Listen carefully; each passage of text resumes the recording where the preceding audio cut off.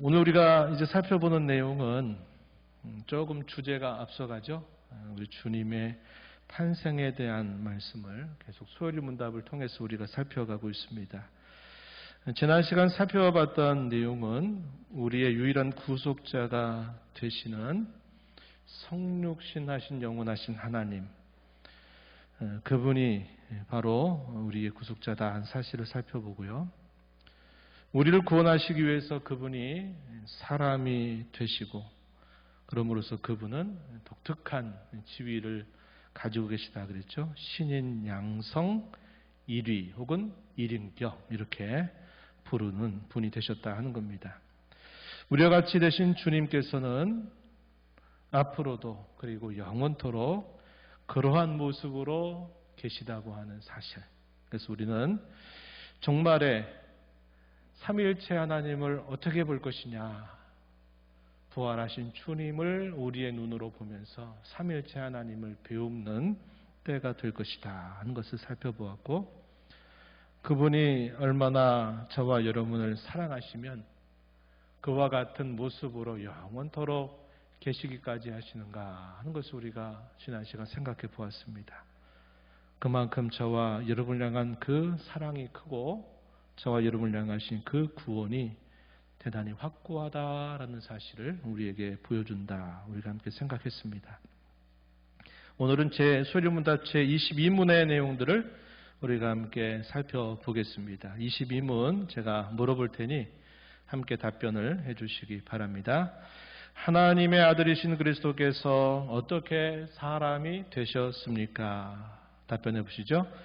하나님의 아들이신 그리스도께서는 성령의 능력으로 잉태되어 동정녀 마리아의 몸에서 참몸과 지각 있는 영혼을 취하심으로 사람이 되셨습니다. 또한 마리아에게서 태어나셨으나 죄는 없으십니다. 이 내용들을 오늘 우리가 좀 세 부분으로 나누어서 한번 짚어보도록 합니다. 참 사람이 되셨다라는 것이 무슨 뜻인가 하는 것. 두 번째는 성령의 능력으로 말미암아 처녀 마리아의 몸에서 탄생하셨다라는 것이 우리에게 무슨 의미를 주느냐 하는 것입니다. 그리고 세 번째, 왜 하나님의 아들께서 사람의 모습을 잠깐 취했다가 벗으시는 게 아니라 우리와 똑같은 참 사람이 되셔야만 했는가, 그 이유에 대해서 우리가 함께 생각을 해보겠습니다. 첫 번째, 참 사람이 되셨다 할 때 그 뜻이 무슨 뜻이냐 할 때 이런 의미라는 겁니다. 우리와 똑같이 영혼과 육체를 취하셨다라는 의미라는 겁니다.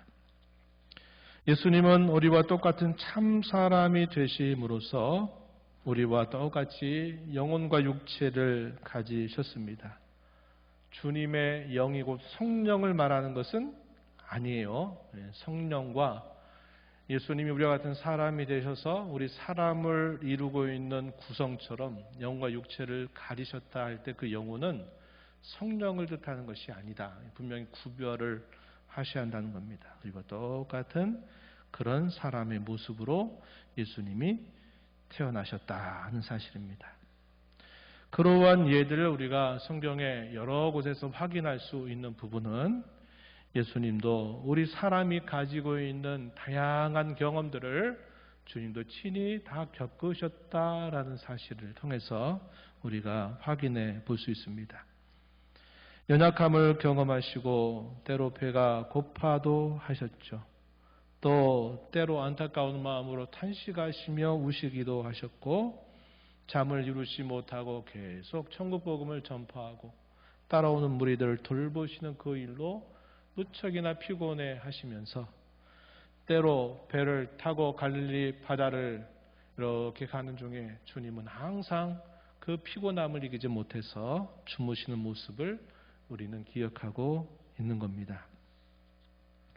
우리가 지난 한 주간의 고난주간을 이렇게 보내면서도 이른 아침 제자들을 데리고 베다니에서 나와 예루살렘으로 들어가시는 중에 대단히 시장하셨어요. 그래서 무화과 나무 잎을 이렇게 저렇게 찾아보시면서 혹시 무화과가 있나 보셨더니 무화과가 없었습니다. 그래서 배고파하신 예수님은 무화과에 열매가 없는 것을 보시고 매우 특별한 행동을 하셨죠. 그 나무를 저주하셨던 사건, 우리가 지난 주간에 함께 살펴봤던 내용이기도 합니다. 그래서 예수님도 우리와 똑같은 모든 것을 한결같이 경험하셨다 하는 사실을 우리가 성경을 통해서 본다는 겁니다. 마태복음 26장 38절 말씀은 예수님이 십자가 바로 치시기 전에 겟세마네 동산에 있었던 일들에 대한 기록이죠. 내 마음이 매우 고민하여 죽게 되었으니 너희는 여기 머물러 나와 함께 깨어 있으라. 하나님께 저주를 받아 또 죽어야만 되는 그 고통을 앞두고 그토록 힘들어 하셨던 주님의 모습, 잘 표현되고 있는 말이 되겠죠. 예수님의 탄생으로부터 성장해 가는 과정에 대해서 누가복음 2장 40절에서는 이렇게 표현됐습니다.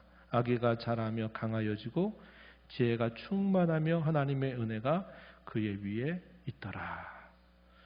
우리 사람이 성장해 가는 그런 과정들을 우리 예수님도 그대로 겪으셨다는 겁니다.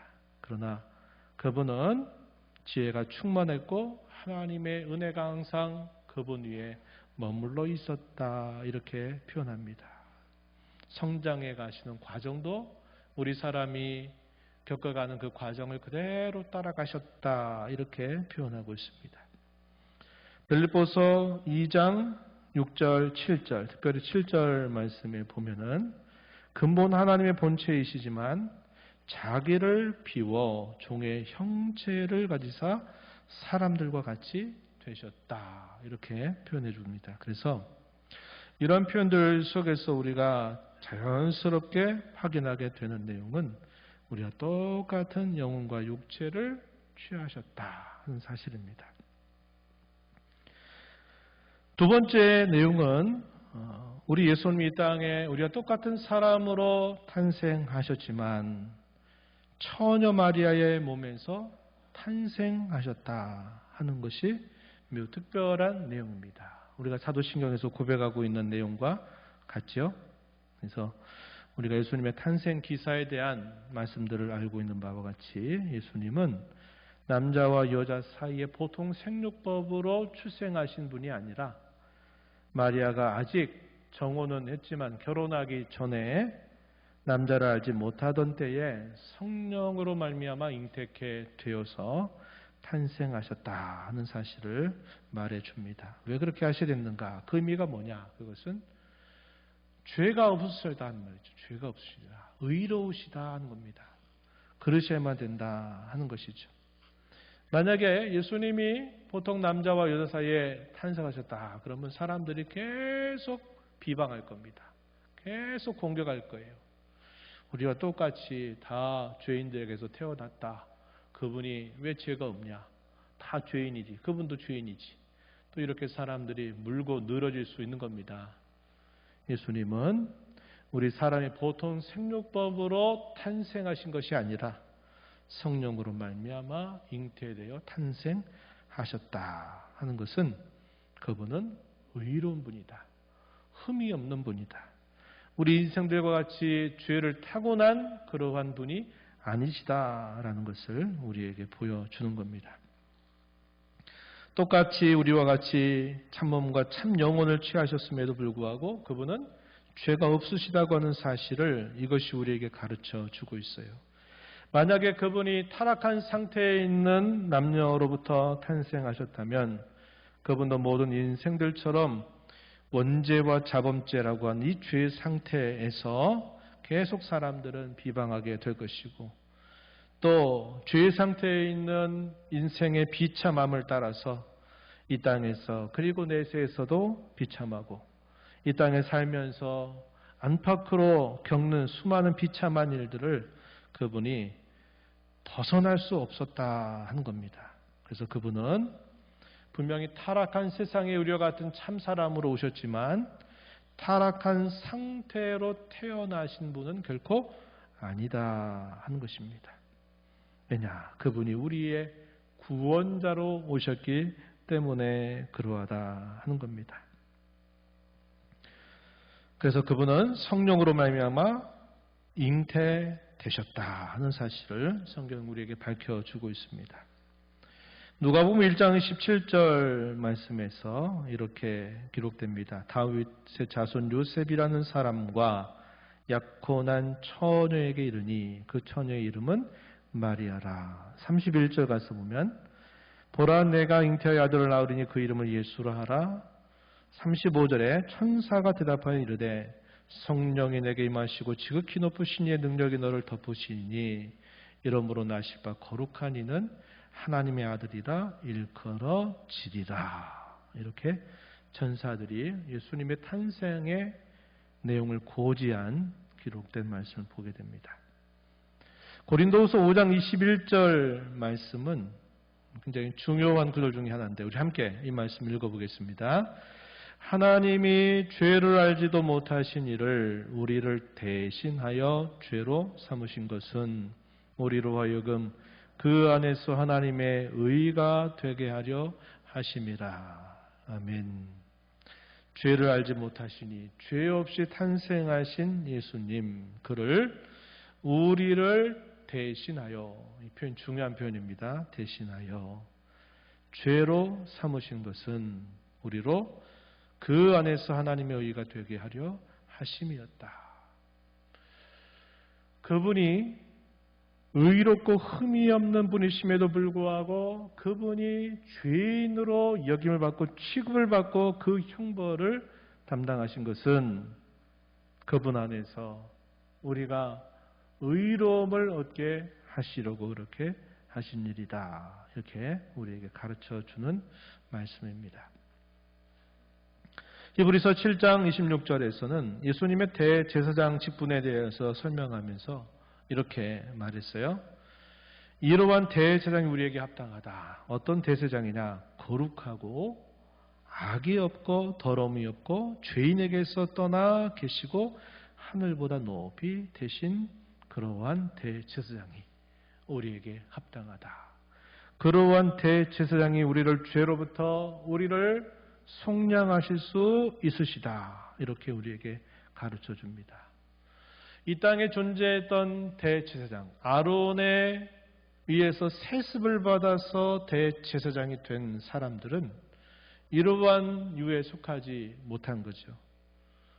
흠이 있고 또 부족함이 있고 죄에게서 떠나 있을 수 없는 인생이고 우리와 똑같은 사람의 모습을 가지고 있었다 하는 말이죠. 그러한 대제사장은 우리를 구원할 수 있는 그러한 존재가 되지 못한다. 우리의 대제사장이신 예수님만이 우리에게 구원을 주시는 합당한 대제사장이 되신다. 이 사실을 히브리서는 우리에게 강조해 주고 있습니다. 죄가 없으신 주님이 이 세상과 그 가운데 살아가는 죄 많은 사람들을 도대체 어떤 마음으로 쳐다보셨을까? 이런 생각을 가끔씩 해보게 되면 좀 궁금해지기도 합니다. 사람들은 예수님을 그런 분으로 여기지 않고 한나태야 선지자, 아주 훌륭한 선지자 정도 이렇게 여기는 경우들이 있었긴 해도 사람들이 그 예수님을 하나님의 아들이요 참된 구속자라고 사실은 믿지 않았어요. 대다수 사람들은 그렇게 생각을 했습니다. 그런데 예수님은 사람의 속마음을 다 보시고 아시는 거예요. 요한복음 2장 23절부터 25절 말씀 우리 함께 읽어보면 한번 굉장히 도움이 될 것 같아요. 함께 우리 읽어보겠습니다. 6월절에 예수께서 예루살렘에 계시니 많은 사람이 그의 행하시는 표적을 보고 그의 이름을 믿었으나 예수는 그의 몸을 그들에게 의탁하지 아니하셨으니 이는 친히 모든 사람을 아심이요 또 사람에 대하여 누구의 증언도 받으실 필요가 없었으니 이는 그가 친히 사람의 속에 있는 것을 아셨음이니라. 아멘. 이 말씀이 무슨 말씀입니까? 사람들은 예수님이 하시는 말씀이나 그가 행하시는 표적을 보고 예수님이 참 대단한 분이다 이렇게 여기지만 예수님은 그들에게 자신의 몸을 의탁하지 아니하셨답니다. 그 이유가 뭐냐 그랬더니 설명해 주기를 모든 사람을 다 아신다는 거예요. 사람이 어떠한 본성을 가지고 있고 속에 무슨 생각을 하고 어떻게 행동하고 도대체 무엇을 기대하고 무엇을 바라는지 어떠한 욕망을 가지고 있는지 그 모든 것들을 다 아시기 때문에 자신의 몸을 사람들에게 의탁하지 아니하셨다 이렇게 말합니다. 또한 사람들에게 저 사람은 누구래? 저 사람은 출신이 어디래? 저 사람은 성격이 어떻대? 저 사람의 직업은 뭐래? 그런 것들에 대하여 아무런 증언을 받으실 필요가 없으셨다고 말합니다. 왜냐? 그분은 사람의 속에 있는 것을 아시기 때문이다. 이렇게 그 이유를 설명해 줍니다. 어떻게 보면 당연하죠. 예수님이 하나님이시니까 당연하다 생각하지만 여러분들이 그 당시의 사람들이 예수님을 생각했던 것에 비추어서 이런 말씀들을 떠올려 보면 예수님은 항상 그 사람의 가장 본질을 꿰뚫어 보시면서 그 사람에게 무엇이 정말 결핍되어 있는지 그 사람에게 정말 무엇이 필요한지를 예수님은 다 알고 계셨다 하는 겁니다. 그래서 우리가 복음서 여러 기록들을 통해서 보면은 예수님이 다짜고짜 다 꿰뚫는 말씀을 하시잖아요. 우리가 보통 이야기할 때 서론적인 이야기 막 하잖아요. 왜냐? 내가 지금 앞으로 이런 얘기 하려고 하는 건데 그래 준비시켜주는 일을 하는 거죠. 제가 낮 시간에도 여러분들에게 설교를 시작하면서 무슨 얘기로 시작했습니까? 반전이라고 하는 것, 참 좋은 반전, 참 기쁘고 즐거운 일 아니냐, 감동 주는 이야기 아니냐, 우리에게 격려해 주는 그런 일이 아니냐. 그러면서 예수님의 이 죽음으로부터 생명으로 옮겨오신 사건이야말로 가장 최고의 반전이다. 그래가지고 예수님의 부활을 여러분들에게 소개해 드린 겁니다. 저는 그렇게 한 거예요. 왜냐? 좀 설명을 해 주는 것이 조금이라도 도움이 될 수 있겠다 하는 생각에서 그렇게 하는 거죠. 예수님은 근데 이런 모든 것들을 싹 거두절미하고 본질로 탁 들어가서 말씀하실 때가 자주 있었습니다. 종교 지도자들에게 막 이런저런 설명하시지 않고 딱 뭐라고 말해요? 외식하는 자들아, 덕사의 자식들아 이렇게 말씀하시는가 하면 밤에 찾아왔던 니고데모를 향해서 사람이 거듭나지 않으면 하나님 나라 볼 수 없다. 하나님 나라 들어갈 수 없다. 이렇게 다짜고짜 말씀하시는 거예요. 왜 그럴까요? 왜 찾아왔는지 그 본질을 다 알고 계셨기 때문에 본질로부터 바로 들어가서 그의 영혼을 꿰뚫는 말씀을 바로 탁 건네시고 계시다는 것을 보게 되죠.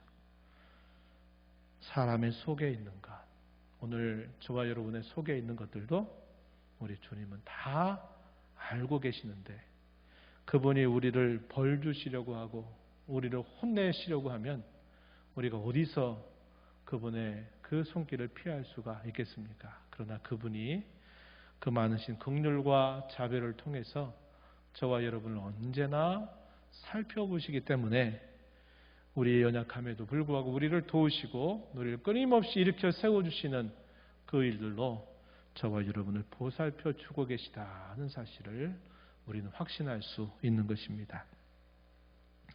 세 번째는 왜 하나님의 아들이신 그분이 참 사람이 되셔야 했느냐에 대한 그 이유, 그것에 대한 내용입니다.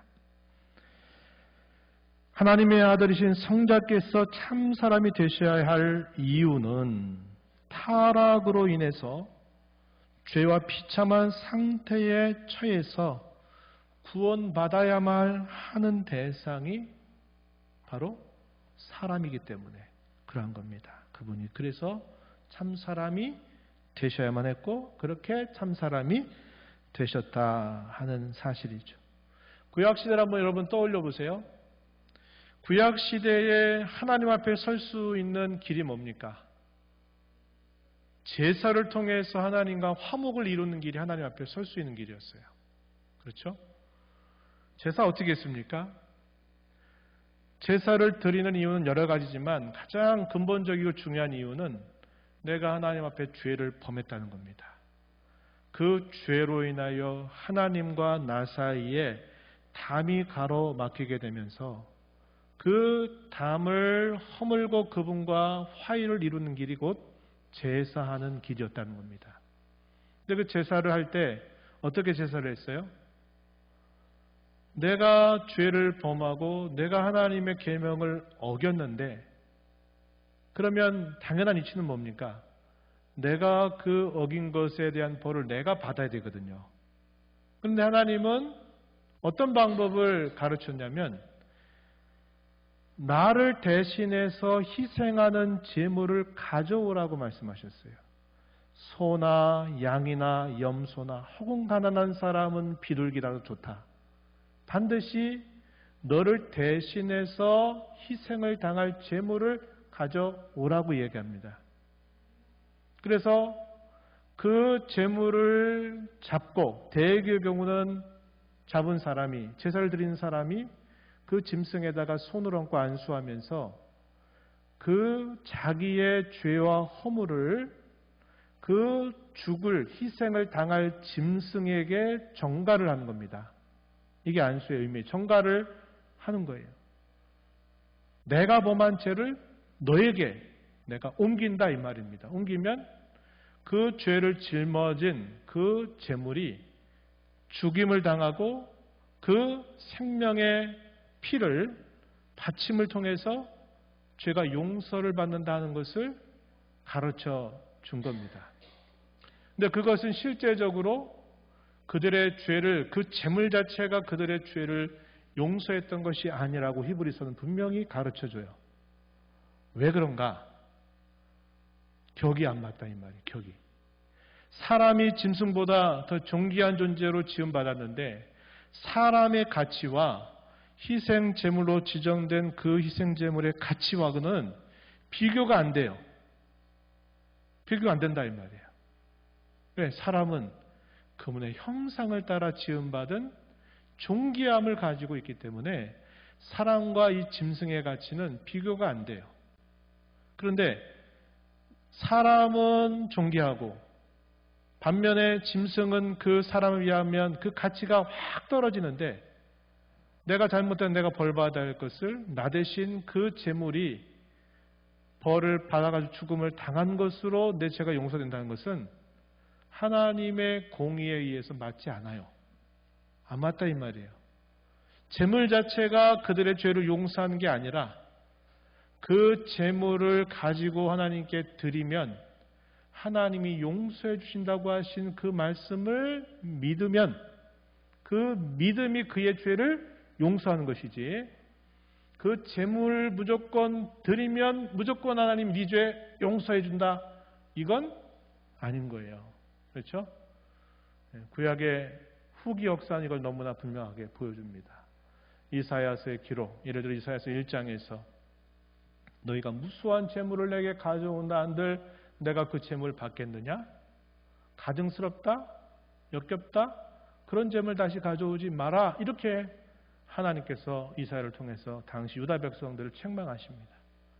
재물 자체가 죄를 용서할 수 있는 자질도 되지 않고 그런 능력을 가지고 있는 게 아니라 구약 시대에 백성들이 용서를 받는 길은 그렇게 하면 하나님이 용서해 주시겠다고 하신 그 말씀을 믿고 그렇게 할 때 그 믿음을 통해서 죄가 용서받는 것이다 하는 겁니다.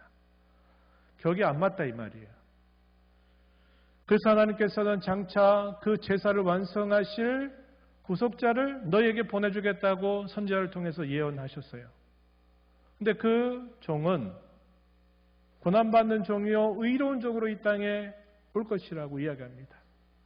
그리고 그는 사람을 통해서 결국 사람이 되어서 우리의 일들을 행하실 것을 예언하고 있는 것이죠. 그래서 그분은 다른 어떤 것이 아니라 우리와 동일한 사람이 되셔야만 됐는데 그 가치에 비하면 우리와 비견될 수 없는 가치를 가지신 분이죠. 왜? 그분이 창조주 하나님이시기 때문에. 그래서 그분의 그 생명을 저와 여러분을 대신해서 내어주시고 모든 죄의 값을 다 갚아주셨기 때문에 그 죄가 우리를 향해서 계속 참수하지 못하도록 다 완결을 지어 버렸다는 것입니다. 우리가 앞으로 지을 모든 죄도 그분의 그 완전한 희생 안에 다 포함돼서 우리가 범할 장래 모든 죄들까지도 능히 용서할 수 있는 엄청난 대가를 주님 자신의 생명으로 우리를 대신해서 우리를 위해서 바쳐주셨다는 거예요. 그래서 그것을 믿는 자들이 죄의 형벌로부터 벗어나고 구원함을 받고 영생을 얻게 된다는 것이 성경이 우리에게 가르치고 있는 진리가 된다는 겁니다. 그래서 예수님은 다른 어떤 대상이 아니라 우리와 동일한 대상, 우리와 동일한 체질과 형질을 가지신 그분이 되셔서 우리의 죄를 속량하시는 의로우신 분이셔야만 된다 하는 사실입니다. 철저한 순종을 통해서 죄 형벌을 한편으로는 감당하시고 또 한편으로는 온전한 의를 이루시려고 그분은 우리와 같은 참사람이 되셨다 하는 것이고 주님의 생애는 바로 이것을 우리에게 보여주는 생이셨다 하는 것을 우리는 복음서를 통해서 알게 되는 겁니다. 히브리서 2장 14절 말씀 여기 보시면 자녀들은 혈과 육에 속하였음에 그도 예수님이 말합니다. 그도 또한 같은 모양으로 혈과 육을 함께 지니심은 그렇게 참사람이 되신 것은 죽음을 통하여 죽음의 세력을 잡은 자 곧 마귀를 멸하시려 함이다. 이렇게 그 이유를 설명해 주었습니다. 우리가 아까 읽었던 본문 뒤에 가서 보면 또 15절에 뭐라고 표현됐습니까? 한평생 매여 종로를 타던 모든 자들을 놓아주려고 그렇게 하신 것이다. 또 16절에서는 뭐라고 말했습니까? 그런데 천사들을 붙들어 주려고 하신 게 아니라 누구를 붙들어 주시려고요? 아브라함의 자손들을 붙들어 주려고 그렇게 하신 것이다. 분명히 이유를 말씀해 주고 있는 겁니다.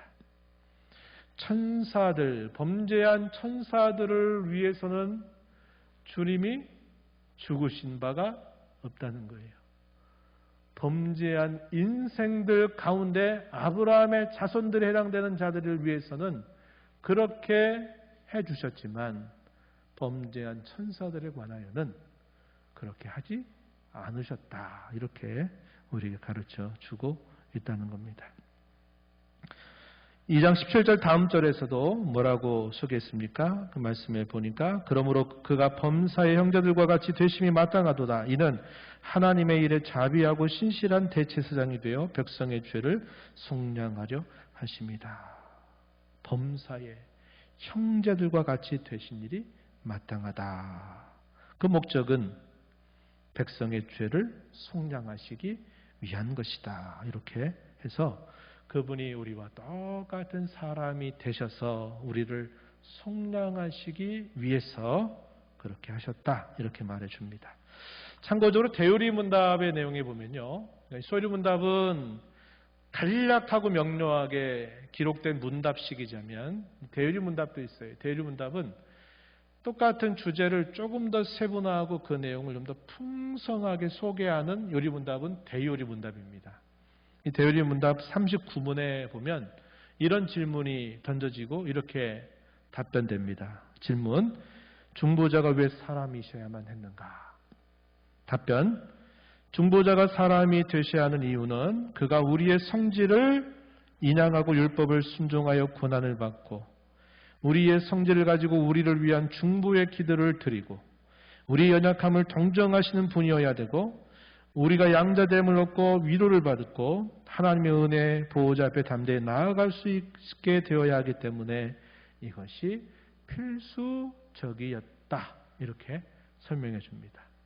풍성하게 우리에게 가르쳐 주죠. 율법에 순종하셔서 고난받으시기 위해서, 우리를 위한 중보의 기도를 계속 들으시기 위해서, 우리의 연약함을 동정하시는 분이 되시기 위해서, 우리가 하나님의 아들됨, 양자됨을 얻고 위로를 받게 하시기 위해서, 하나님의 보좌가 심판의 보좌가 아니라 은혜의 보좌가 되어서 당당히 그 앞에 나아가서 은혜를 구할 수 있게 하시기 위해서 이것은 필수적이었다. 이렇게 아주 자세하게 우리에게 설명해 주고 있습니다. 오늘 우리가 이 말씀을 보면서 맺은 말 이렇게 여러분들에게 소개합니다. 주님은 언제나 저와 여러분의 연약함을 동정하고 계시다 하는 사실을 우리가 늘 기억하면서 살자 하는 겁니다. 사람들이 공감을 얻고 사람들이 힘을 얻고 위로를 얻는 게 어떤 결과일까요? 나는 굉장히 어렵고 나는 여러 많은 어려움들을 겪고 있는데 나를 위한다고 하는 사람은 전혀 그 어려움을 하나도 모르고 그걸 겪어보지 않은 사람이 나는 당신을 도와줄게요. 당신의 마음을 이해합니다. 이렇게 말하면 당신 내 마음을 어떻게 알아? 네가 아니라 당신이 어떻게 그걸 이해한다고 말할 수 있어. 말도 안 되는 소리 하지 마라. 이럴 거예요. 그런데 우리와 똑같은 일들을 겪고 우리보다 더한 일들을 겪으셨던 그분이 우리에게 내가 너를 다 알고 있단다. 내가 겪고 있는 거 나도 다 경험했고 다 알고 있단다. 내가 너와 함께한다. 내가 너를 도와줄 거야. 내가 너를 붙잡아 줄 거야. 이렇게 하시는 분이 바로 우리 주님이시다. 그 주님이 항상 저와 여러분과 함께하고 계시다는 사실을 우리가 항상 확신하면서 살아가자고 하는 것입니다. 두 번째, 주님의 참된 겸손과 순종을 배우면서 살도록 하자는 겁니다. 주님은 어떤 삶을 사셨어요? 절대로 자신을 위해 사신 일이 한순간도 없으셨습니다. 그렇죠? 그의 삶은 철저하게 우리를 위한 삶이셨다는 겁니다. 그분이 가야 할 걸음은 우리 어느 누구도 따라갈 수 없는 걸음을 홀로 걸어가신 걸음이었습니다.